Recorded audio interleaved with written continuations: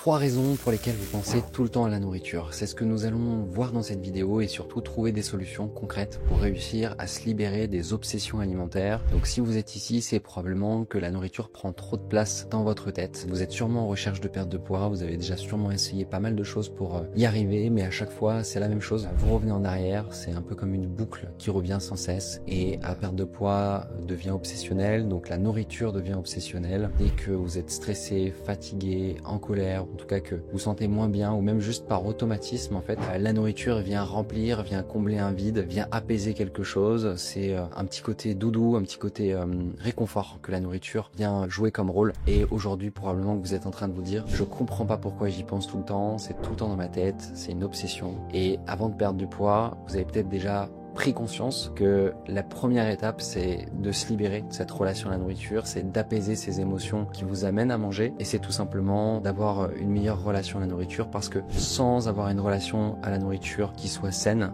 c'est impossible tout simplement de perdre du poids sur la durée. Donc c'est ce qu'on va voir dans cette vidéo, accrochez-vous bien, on va passer derrière mon petit écran, comme ça va me permettre de vous faire des petits schémas et surtout de vous apporter le plus de valeur possible pour que vous puissiez repartir de cette vidéo avec des clés concrètes pour vous libérer des obsessions alimentaires, pour perdre du poids, pour vous sentir mieux dans votre corps, pour rayonner, pour être plus dynamique, pour être plus épanoui tout simplement dans vos différents domaines de vie, puisque on va pas parler simplement du poids. Le poids c'est souvent une conséquence de choses qui sont plus profondes, de choses qui sont plus ancrées. Et c'est pour ça, vous allez le voir, on va pas mal parler d'émotionnel dans cette vidéo. Donc on se retrouve tout de suite de l'autre côté et on va pouvoir du coup démarrer ensemble. Donc la raison numéro 1 pour laquelle vous pensez tout le temps à la nourriture, c'est tout simplement l'obsession avec votre poids. La plupart des personnes que je rencontre et qui cherchent à perdre du poids, elles sont tout simplement perdues parce qu'elles ont déjà essayé énormément de choses, elles ont déjà fait beaucoup de régimes et plus je suis obsédé par mon poids, plus je vais penser à la nourriture. Plus je pense à la nourriture, plus tout simplement je vais avoir envie de manger. Et plus j'ai envie de manger, plus je vais avoir tendance à craquer sur la nourriture, à me tourner vers du sucré, vers des aliments qui vont activer un petit peu mon système de récompense et donc à me faire revenir en arrière à chaque fois. Donc c'est vraiment important de le comprendre, cette obsession du poids, elle va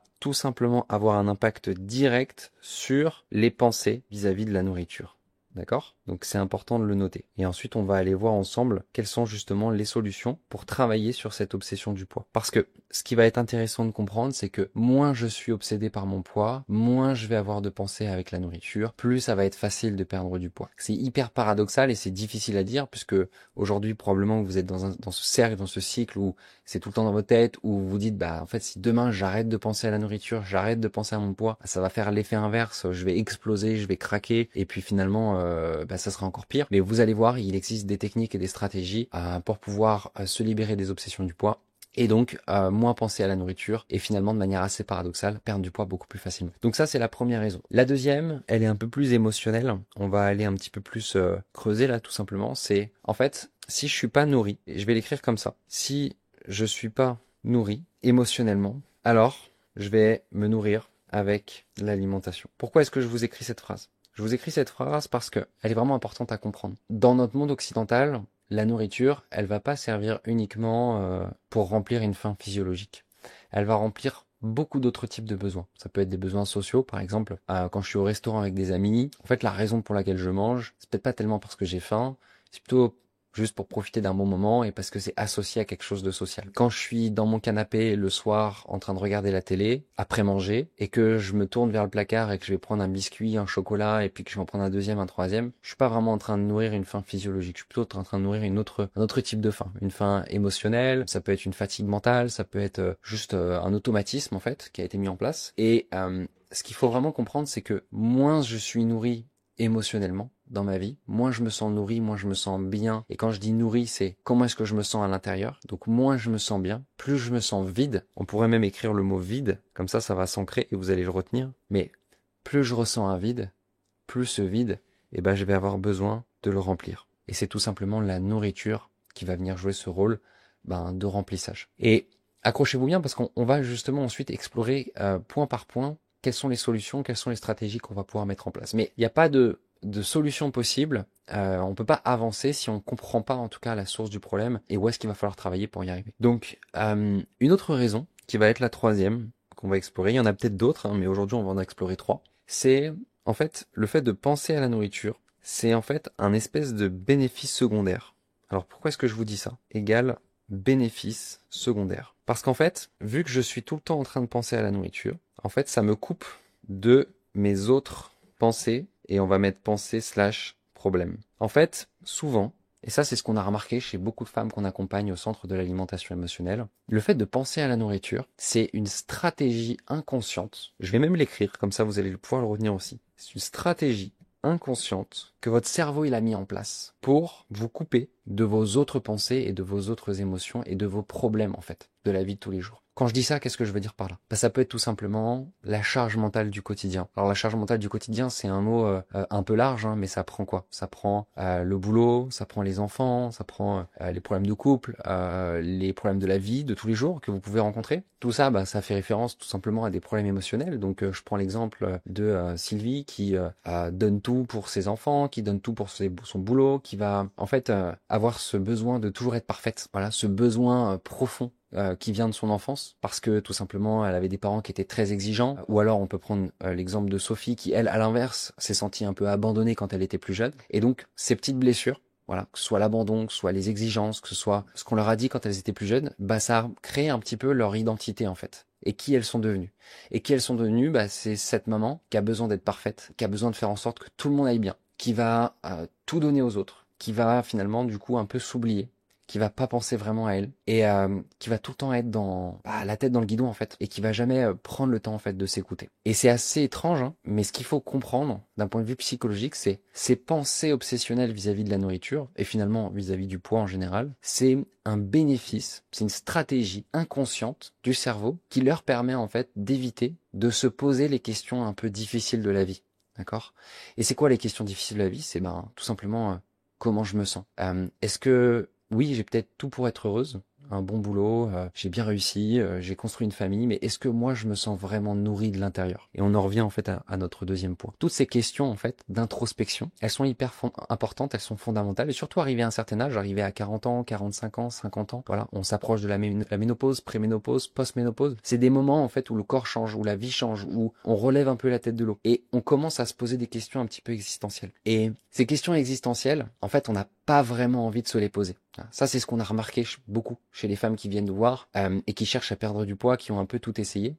C'est que, au fur et à mesure de la vie, elles se sont un peu coupées d'elles-mêmes, elles se sont un peu oubliées. Et les pensées obsessives, et je vais vraiment l'entourer ici, les pensées obsessives vis-à-vis de la nourriture, je l'ai mis là aussi. C'est vraiment la phase émergée de l'iceberg, qui font justement la prise de poids, hein. Ça, on va le noter ici aussi, forcément, parce que j'ai aussi beaucoup de personnes qui viennent me voir et qui me disent « Je comprends pas pourquoi je perds pas de poids. Et je comprends pas pourquoi c'est tout le temps dans ma tête. Et je comprends pas, j'ai beau tout essayer, j'y arrive pas. » Forcément, en fait. Si j'ai des pensées qui sont obsessionnelles avec la nourriture, forcément, je vais avoir le poids qui va monter. Donc, si je veux voir le poids descendre, il va falloir traiter ces pensées obsessionnelles avec la nourriture, parce que forcément, quand j'y pense, je finis par craquer. Donc, si j'ai des pulsions alimentaires, si j'ai des crises d'hyperphagie, si j'ai des troubles du comportement alimentaire, ou juste si j'ai des moments de remplissage, ce qu'on peut appeler des grignotages, ou ce qu'on peut même appeler juste pendant les repas, je mange beaucoup trop parce que j'ai même pas accès à mes sensations de satiété. Donc, si je veux perdre du poids, il va falloir que je traite les pensées obsessives vis-à-vis de la nourriture, et si je veux traiter ces pensées obsessives à l'idée de la nourriture, il va falloir que j'aille à la source du problème. Et c'est pour ça aujourd'hui qu'on identifie d'abord les causes. Donc d'abord, être capable de traiter l'obsession du poids. Alors comment est-ce qu'on fait pour traiter l'obsession du poids? Il y a plusieurs manières de le faire. Déjà, c'est de comprendre pourquoi est-ce que je veux perdre du poids. Mais pas pourquoi est-ce que je veux perdre du poids, je veux juste remettre les vêtements qui te plaisent. Non, c'est quoi la raison profonde? Qu'est-ce qui fait que j'en suis là aujourd'hui? Je peux même aller chercher en fait, qu'est-ce que ce poids m'a apporté jusqu'ici? Quels ont été les bénéfices pour moi de porter ce poids? En quoi ça m'a protégé? Est-ce que c'est une carapace? Est-ce que c'est une protection? Est-ce que ça m'a permis finalement de me protéger de quelque chose finalement? J'insiste sur ce mot protection, parce que souvent c'est un peu ce qu'on retrouve, nous chez les femmes aussi qu'on accompagne. Mais ce qu'il va falloir comprendre, c'est que tout simplement, c'est qu'il va falloir se poser des vraies questions. Et ces questions-là, elles sont pas faciles. C'est pas des questions faciles à se poser soi-même. Donc c'est pour ça aujourd'hui que dans cette vidéo, vous allez peut-être ressortir avec plus de clarté, peut-être même plus de questionnements. Et d'ailleurs, si vous avez d'autres questionnements, je vous inviterai à prendre un rendez-vous avec un membre de l'équipe. En ce moment, nous, ce qu'on fait, c'est qu'on offre des sessions de clarté émotionnelle. Donc c'est des bilans de 45 minutes, 1 heure, où on va vraiment en profondeur sur ces sujets, où on va vous poser des questions, où on va vous aider à voir ce que vous ne voyez pas, pour vous amener justement plus de clarté, et puis surtout essayer de définir une feuille de route, un plan d'action, et puis de voir concrètement comment est-ce qu'on pourrait vous aider à vous libérer de ces obsessions alimentaires, mais surtout perdre du poids derrière, vous sentir mieux, vous sentir plus sereine et avoir des résultats qui soient durables. Je reviens sur mon deuxième point. Je suis pas nourri émotionnellement. Pareil, ça va me demander en fait de me poser des questions importantes en fait. Qui je suis, comment je fonctionne, qu'est-ce que j'ai vécu qui fait que je me sens comme ça. Et peut-être que en regardant cette vidéo, vous vous dites mais moi j'ai déjà fait ce travail-là. J'ai déjà vu des psys, j'ai déjà vu des hypnothérapeutes, je me suis déjà fait aider. Oui, peut-être, mais qu'est-ce que vous avez fait de tout ça? Comment est-ce que vous l'avez utilisé? En psychothérapie, on va être beaucoup dans le pourquoi. Qu'est-ce que j'ai vécu? Qu'est-ce qui fait que? Mais la question d'après, c'est maintenant comment je change. Et comment je passe à l'action. Et comment est-ce que je me nourris autrement que par la nourriture, en fait. Et comment est-ce que je vais pouvoir me nourrir un peu plus émotionnellement à partir de maintenant dans ma vie? Comment est-ce que je peux me sentir plus nourri? Parce que si j'apprends à être plus rempli et à me sentir plus nourri de l'intérieur, bah j'aurai plus besoin de me nourrir à l'extérieur avec la nourriture. C'est vraiment important de comprendre ça. Le troisième point, on vient sur cette notion de bénéfice secondaire là. Bah tout simplement le fait d'avoir ces pensées obsessives à la nourriture. Qu'est-ce que ça me permet et de quoi ça me permet de me couper? Et qu'est-ce que j'évite finalement, en pensant de manière obsessionnelle à la nourriture. Et quelles sont les vraies émotions que j'ai pas envie de traiter, que j'ai pas envie de voir. Et pour vous donner un petit peu un exemple, nous, chez les femmes qu'on accompagne, c'est beaucoup cette notion de manque d'estime de soi, en fait. C'est la plupart du temps des femmes qui se sont jamais vraiment aimées parce qu'elles se sont toujours comparées, soit à d'autres, soit à une elle qu'elles n'ont jamais réussi à atteindre ou qu'elles ont juste touché du doigt à un moment. Et ça vient encore une fois de plein de choses, ça vient du vécu, ça vient d'une éducation, ça peut venir même de traumatismes de la vie qui font que je me coupe de moi-même parce que je suis pas vraiment bien avec moi-même. Et si je suis pas bien avec moi-même, c'est que au fond, je m'aime pas vraiment. C'est un peu fort à dire comme ça, mais tant que je m'aime pas et tant que je suis pas bien avec moi-même, c'est peut-être des phrases que vous avez déjà entendues, mais je peux pas être bien avec mes émotions. Je peux pas être bien avec la nourriture. Je peux pas être bien avec mon poids. C'est pas possible d'avoir un bon équilibre de poids sans avoir un bon équilibre émotionnel. Donc maintenant, une fois qu'on voit tout ça, la clé c'est être capable de faire un réel travail d'introspection sur vous, être capable d'aborder le vrai sujet, donc arrêter de se concentrer sans cesse sur les régimes, le sport, quoi manger, quoi bouger, et d'être toujours dans cette boucle de se dire je ferai mieux demain. Et je m'y remets lundi prochain. Allez, demain, c'est la bonne. En fait, c'est une boucle infinie. Et il y a des personnes qui sont dans cette boucle-là depuis 5 ans, 10 ans, sans même s'en rendre compte. Donc, si aujourd'hui, cette vidéo, elle vous apporte une petite prise de conscience, déjà, faites-moi un petit retour en réponse à cette vidéo, savoir si ça vous parle. Vous pouvez prendre aussi un rendez-vous avec un coach de l'équipe. Mais surtout, cette prise de conscience, elle doit vous aider. Elle va vous aider et elle doit être moteur sur, ok, maintenant je comprends, il y a autre chose que la nourriture. Il va falloir que je travaille sur moi. Il va falloir que j'apprenne à me connaître. Il va falloir que j'apprenne à me comprendre. Et c'est au même degré que, aujourd'hui, vous faites probablement un métier. Pour faire ce métier, vous avez appris à faire ce métier. Pour apprendre à faire ce métier, soit vous vous êtes fait aider, soit on vous a appris, soit vous vous êtes formé, soit vous avez fait des études. C'est la même chose pour la gestion des émotions et pour soi-même en fait. Il faut apprendre à se connaître. Il faut se faire aider pour ça. Il faut se former sur la gestion des émotions pour mieux se comprendre et se développer personnellement. D'accord? Donc c'est hyper important. Alors attention à pas tomber juste dans ce piège de se dire il suffit que je me regarde dans le miroir et que je me dise allez c'est bon, je m'aime, allez demain je prends soin de moi, allez demain j'arrête de penser tout le temps à la nourriture. Ça, peut-être vous avez déjà essayé, c'est plus complexe que ça en fait. Parce qu'aujourd'hui en fait, il y a dans votre subconscient, il y a des fonctionnements, il y a des schémas de pensée qui sont bien ancrés. Et c'est ça qu'il va falloir décortiquer, mettre le doigt et vous aider à changer. C'est pour ça qu'on parle beaucoup de rééquilibrage émotionnel. C'est d'apprendre à changer ses lunettes sur les choses que vous avez vécues et sur ce que vous souhaitez vivre dans le futur. Donc, je pourrais vous faire d'autres vidéos sur comment est-ce qu'on pratique justement ce rééquilibrage émotionnel. Vous pouvez me mettre un petit commentaire sur cette vidéo si ça vous intéresse. Je referai une vidéo là-dessus. J'espère sincèrement que cette vidéo vous amène des clés, vous amène des prises de conscience. Faites-moi un retour également en réponse à cette vidéo en commentaire. C'est vraiment important pour moi de savoir si ce genre de vidéo comme ça vous parle, même si le niveau d'écriture, l'orthographe, elle est pas au top. En tout cas, l'idée c'est de vous amener le plus de prise de conscience possible. Je vous dis à très vite et j'espère que cette vidéo vous a plu.